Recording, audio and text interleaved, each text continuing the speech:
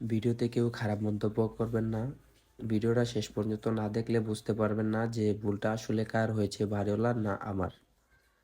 তো আমরা যখন টাইলস করার আগে একটি বাথরুম ওয়ারিং করে থাকি, তখন বাড়িওয়ালাকে আমরা জিজ্ঞেস করি যে আপনি একটি বাথরুমে কি কি দিবেন। তো ওই অনুযায়ী আমরা বাথরুমগুলো ওয়ারিং করে থাকি।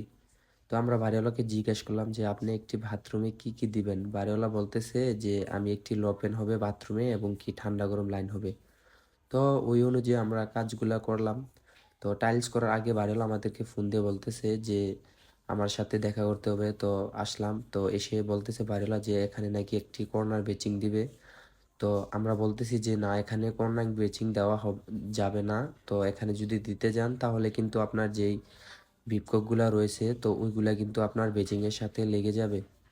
তো বাড়িওয়ালা বলতেছে না, কোনো সমস্যা নাই, তুমি পয়েন্টগুলা রাখো, আমি ওইটা দেখে নেব।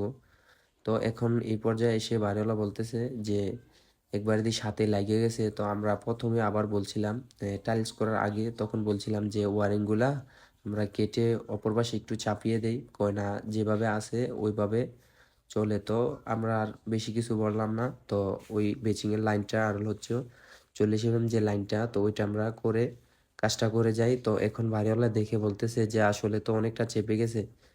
তো অনেকে বলবেন যে আমার ভুলটা, আসলে কিন্তু সত্যি কথা যেটা এটা আপনাদেরকে আজকে বললাম। তো ভারীওয়ালা কিন্তু এভাবে কথাতেই আমরা কাজটা করি। তো আজকে ভারীওয়ালা যদি আমাদের কথা শুনতো তাহলে কিন্তু এরকম সমস্যায় সম্মুখীন হতে হয় না। তো আজকে ভারীওয়ালা না বুঝে কিন্তু এরকমটা হয়েছে। তো অনেকে বলবেন যে নাকি আমার এখানে ভুলটা, আসলে আপনাদের মাঝে শেয়ার করলাম যে ভুলটা আসলে কার। তো এটা আমি নিজেও অ্যালাউ করি না যে এভাবে যেতে বাথরুমের ভিতরে আপনার বেচিংটা দেওয়া হয়েছে কর্নার, তো আমিও নিজে অ্যালাউ করি না।